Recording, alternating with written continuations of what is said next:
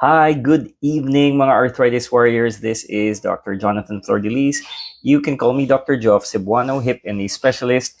And today we are going to talk about hip fractures. Just earlier today, had two patients ask about hip fractures, and you have to understand the level of health here in the Philippines, is getting higher and higher.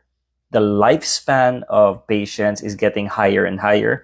We've had patients who are 100 years old and beyond. So, oldest hip fracture patient, hip replacement was about 102, and knee patient also around 101 or 102 years old din po. So, what is this saying? Our level of healthcare is improving, but the level of strength, the level of fitness sa mga patients natin may need to improve also, or else we may in the future get fractures because we're not taking care of our general health. So we created this live para sa mga arthritis warriors because with arthritis comes also yung fear ng imbalance, pwedeng matumba, pwedeng magka-fracture, and majority of the elderly patients na magkaka-fracture can have yung tinatawag na hip fractures po.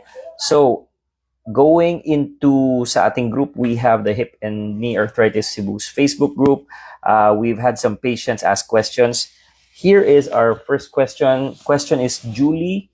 Julie is from Antipolo. So, hi Ma'am Julie from Antipolo. Doc, yung question ni Julie is, Doc, I think we have no choice. My mother is in pain and admitted sa Antipolo na hospital. I am asking what to do. Kailangan ba talaga ng surgery ng mother ko because she is really in pain?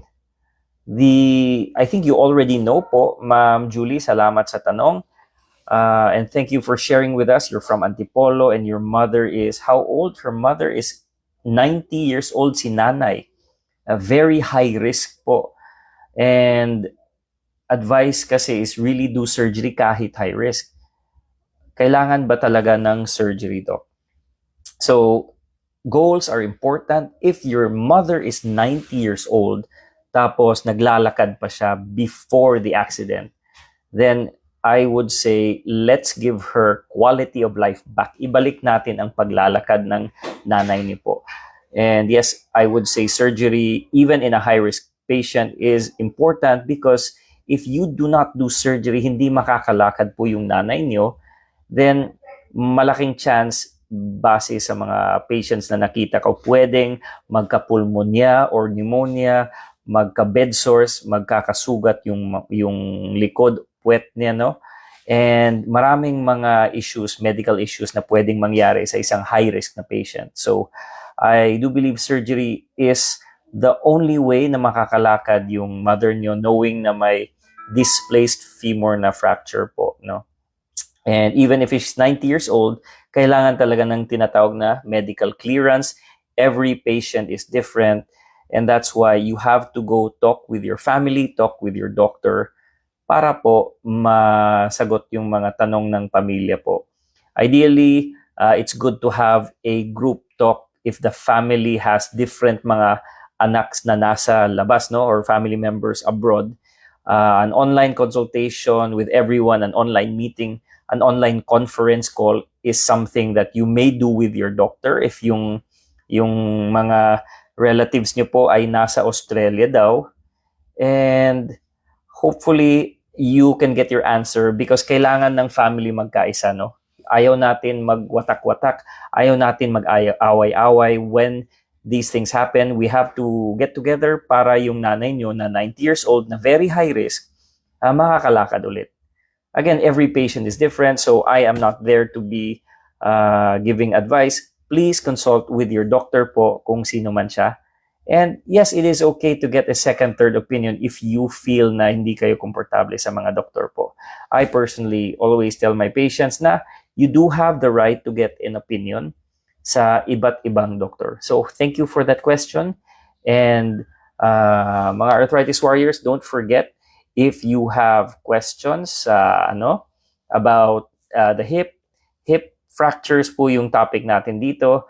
Talking about hip fractures, lalo na sa mga elderly or relatively active agers yung tawag nila, no? Here to answer questions. First question was from Julie from Antipolo. Let us know if you have additional questions with regards to yung hip fracture po. And next is, we do have another patient. This is from Cebu City. Okay, from Cebu City. So Ma'am Virgie is from Cebu City. Yung mother din ni Ma'am Virgie is na-fracture din po sa hips. Doc, I have magpapa-opinion po. Yung first kasi, Doc, na diagnosis is fracture sa femur neck. So it's a femoral neck fracture. That is the first na diagnosis. The second na opinion po sa ibang doctor is intertrochanteric fracture. Ano po ba yung difference ng dalawa po? So, for patients who don't understand yung terms, no, meron tayong iba't ibang hip fracture. Meron sa may ulo or head. Meron sa may leeg, which is neck. Intertrochanteric fractures is medyo mababa po. Majority of hip fractures, again, need surgery. But knowing the difference, mas maraming options for the fractures na nasa intertrochanteric area, and hindi lahat kailangan ng tinatawag na hip replacement.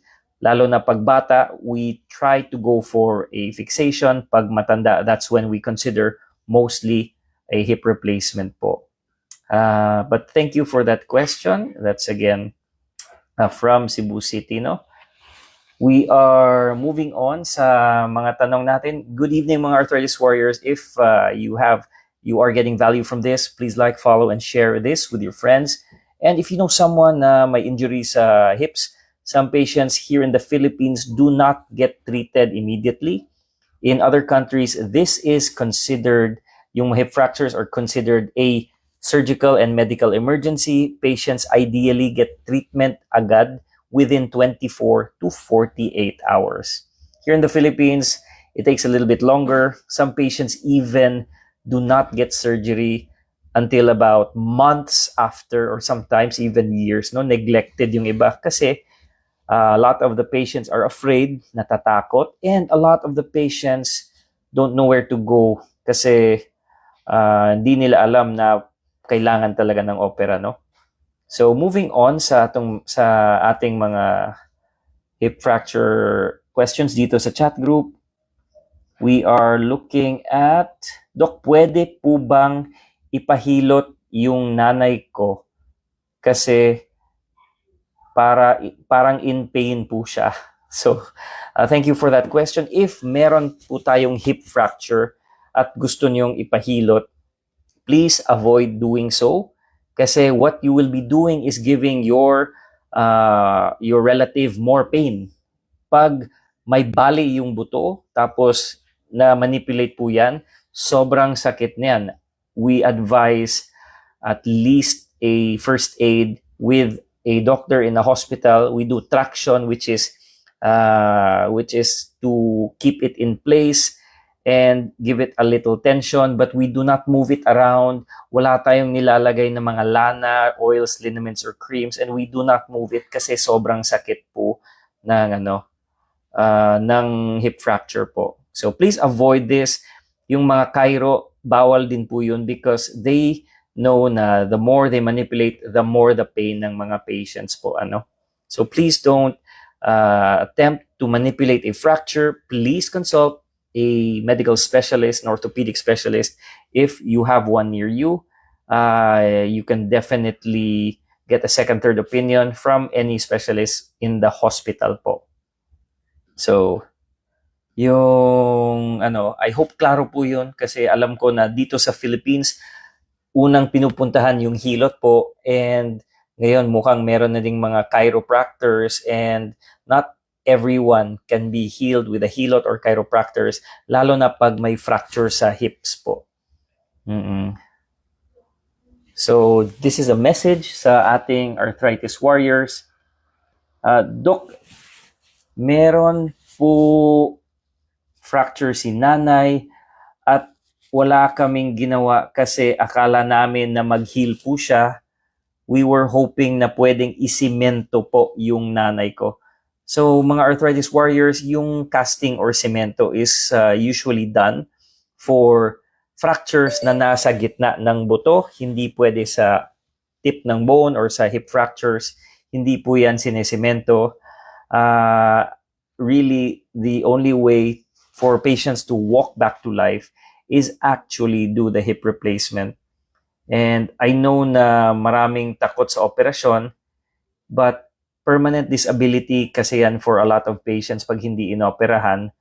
And if you think na casting will help, again, casting is generally done in children with long bone fractures nasa gitna ng buto, hindi nang yung nasa tip or end, which is what the hip fracture is. It is a fracture in the joint, hindi pwede yung sinesemento po. So, hope klaro po yun. Okay? So, Doc, totoo po ba na nakakamatay po yung operasyon? So, there is maybe some truth to this. Marami yung takot sa operasyon na hindi na makagising daw. And ang truth is actually baliktad, no? Pag tinitingnan natin yung mga matatanda, pag hindi sila nakalakad, they grow weaker and weaker. So that is why we want to help them walk again, walk back to life, because when you don't do surgery and they get weaker and weaker, dun sila namamatay. They lose hope, they go into depression, they get pneumonia, bed sores, at yun yung usual cause ng death in most patients. Hindi naman dahil sa opera po. Because before we do surgery, gusto namin na medically cleared. Chine-check po natin yan sa ating mga internal medicine doctors, and after the internal medicine doctors, nagda-double check naman din yung mga surgeons, nagda-double check din yung mga anesthesia doctors so that we have an extra level of care before any surgery po. So, bedridden nga yung patient, yun yung mga causes ng death. Of course, na there may be some who die from not from the surgery but from surgical complications, but that is very, very low. Wala pa tayong data except 2% yung complications ng total complications of a hip replacement is around 2%. Ibig sabihin 98%. So majority of the patients are successful. Again, if you do the research, ito po yung pinaka-successful na operasyon sa buong mundo. Bar none, I think na ito talaga yung pinaka-successful according to the data and statistics po. Tapos, sa totoo lang, mas nakakamatay yung walang nagagawa, hindi makakalakad, nasa kama lang, magkaka-bed sores, magkaka-pneumonia pa. So, hope you got value from this, mga arthritis warriors. If you know that we are approaching more elderly na lifestyle, we need to get back yung prevention po. How to prevent po yung hip fractures from happening? The lifestyle is more active lifestyle, more exercise, also the proper diet, proper foods, and combine it with supplements and medication for bone weak bones or osteoporosis. That is how we prevent hip fractures. It's diet, lifestyle, supplements, and of course, proper exercise and proper sleep. Moving on sa mga tanong natin dito sa Arthritis Warriors na group natin. Doc, pag nag-pain medications, lifetime na po ba after surgery? So, actually, hindi yan lifestyle or lifetime po yung mga gamot. Because usually the pain of a hip replacement with the new techniques is very minimal. Some of my patients stop taking medicines after the first or second week. Pag meron man, they're taking yung mga blood thinners, and these are not usually painful because we have minimally invasive techniques, yung hindi nagka-cut ng muscle. Anterior hip replacement is something that is we are doing Ibig sabihin, yung mga ginagawa sa labas na outpatient na hip replacements, that's how they do it. Minimally invasive, less damage sa muscles, less pain po yung patient, and you don't need to take yung medication forever naman po. So, that is why it's important. Always talk to your doctor. Baka naman natatakot po kayo sa hip replacement because you don't understand it. And dito sa Pilipinas, marami yung takot. Yung last patient ko, 5 years niya iniinda yung pain ng arthritis. Hindi nagpa-hip replacement dahil takot na takot siya. Baka hindi siya makagising. And of course, it's not the truth. After surgery, naglalakad agad at uwi naman siya day 2 post-op. So, hope that gives inspiration sa ating mga arthritis warriors. Ang hip replacement po ba, Doc, ay para sa mayaman lang. So, actually, one thing that we have here in the Philippines is government assistance. A lot of our arthritis warriors may not know how to get government assistance. The easiest way is from the government hospitals na may malasakit fund. Yung may tinatawag na Z packages can be done in government hospital. Pwedeng makalibre. Hopefully, meron kayong government hospital near you. And hindi yan totoo na para sa mayaman lang. Because even the private hospitals nowadays, they can give you assistance in the social service section from, number one is the DSWD. The PCSO have been there for a very long time. You also have now the Office of the Vice President is also helping. And there are many charitable institutions pa. May mga MAIF pa. So again, even in your private hospital, go to the social service section, ask about how you can get less sa costing sa hospital. And know about the requirements for DSWD, PCSO, MAIF, and hopefully that can lessen costs in your area. Dito sa Cebu City, meron din tayong CHAMP or CHAMP for Cebu City patients. And in different cities, meron din silang sarili nilang assistance sa government. So, hope that helps mga arthritis warriors. Even if hindi mayaman, gusto natin makalakad din para mabalik yung yung life nila po. So, again, good evening everyone. I'm Dr. Joe Flor-de-Lis. If you're getting value from this cast, please like, follow, and share this with your friends. We're answering questions on hip fractures and hip replacements. And I think na marami tayong mga patients na nagkakaroon ng mga hip fractures, lalo na yung mga elderly. When you have arthritis, you have poor balance. So improving the balance, improving strength is something that you want to do to prevent yung mga hip fractures po. Again, this is a similar question. Doc, takot kami sa hip replacement. How dangerous is a hip replacement ba? Yung operasyon ni tatay para sa balakang ay hip replacement daw. So I think it's not really dangerous in itself because we are doing a clearance to make sure that safe po yung tatay niyo po. We're also double checking this with the anesthesia doctor, and even the surgeons make sure na safe po yung nanay at tatay niyo before any surgery. Age alone is not a disqualifier because meron tayong ginagawa na 90, 100 years old na patients as long as medically fit sila according to our friends sa internal medicine. Anesthesia techniques are very safe naman po. So patients will not actually have any pain during the surgery. So we do have patients na may 70, 80, 90 years old. Check them out sa ating page para maintindihan nyo yung mga fears nyo ay hindi naman kailangan ma-afraid kayo. Orientation. So the orientation helps educate patients and inspire patients kasi para makalakad sila ulit.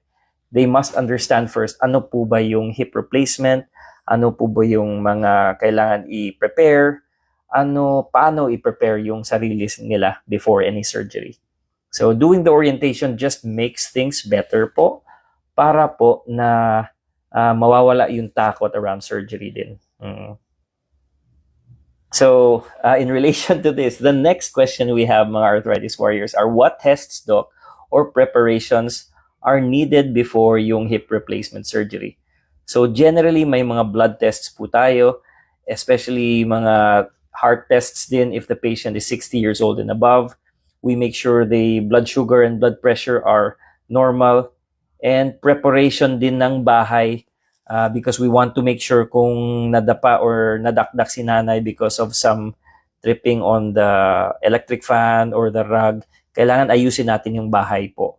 We also prepare walkers in preparation for surgery to assist para sa mga patients natin na hindi maganda yung balance po nila. So having a walker helps also. So those are just some of the things that we need to prepare a patient who is going to undergo yung hip replacement surgery. So guys, always consult with your doctor and wag maniwala sa mga kapitbahay na hindi doktor po. So next question is, Doc, how long does a hip replacement typically take? Depending on the surgeon and the expertise and the type of approach, some will do the surgery in 1 to 2 hours, sometimes even less. It's a straightforward procedure naman. Pagkatapos ng 1 to 2 hours, balik sa recovery room for maybe another 2 hours or 3 hours before babalik sa kwarto po. Yes, you are able to walk the same day as surgery, and that's why I like to do yung anterior hip replacement, no muscles cut, faster recovery po, para makalakad agad. Because who wants to stay in the hospital? Para kasing metro ng taxi pumapatak. So we want the patients to get out of the hospital as fast as possible and with less pain po. So thanks for that question. Next question we have is, Doc, may mafe-feel po ba tayo na pain during the surgery? Usually, wala namang pain during surgery because of the anesthesia doctors. They do a very good job. They feel nothing. And of course, may amnesia din. They don't remember a lot. So after the surgery, meron tayong pain relievers din for the remaining surgeries po. So I think that next question, Doc, when can my loved one walk again after a hip replacement? So most patients are walking within 24 hours of surgery. And then a lot of these patients need a walker but are discharged day 2 or day 3 after surgery. Again, walking depends on your fitness. Baka naman week na week yung patient, kailangan pa rin ng physical therapy. Every patient is different. That's why always consult your doctor po. Again, the next question is, Doc, how long is the hospital stay after a hip replacement? Standard hospital day is usually 2 to 4 days in total. So you can stay about 2 days after surgery, sometimes 3 or 4, but those are rare because gusto natin makauwi yung patient. But the discharge criteria is really wala na silang pain, happy na sila, and confident na po yung mga patients natin na risks and complications po. Of anyone who is thinking na may mga risks yung hip replacement, that is correct. Some of the common complications are all preventable, yung mga deep vein DVT. That's why we give blood thinners, we give antibiotics for infection. And I think na the later long-term complications can be loosening, because sometimes the hip replacement can loosen, can be also due to infection.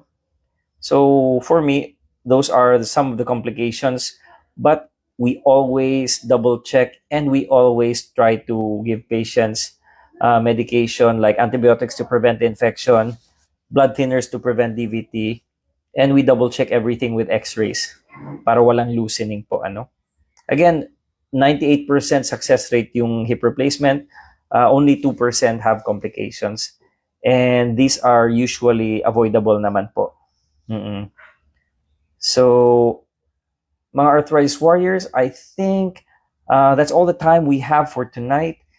It's been 30 minutes, and if you have questions about hip replacement, hip fracture, hip AVN, please comment them in the chat below and we'll get back to you as soon as possible. And this is Dr. Joff, your Cebuano hip and knee specialist. I'm signing off for tonight. Bye-bye.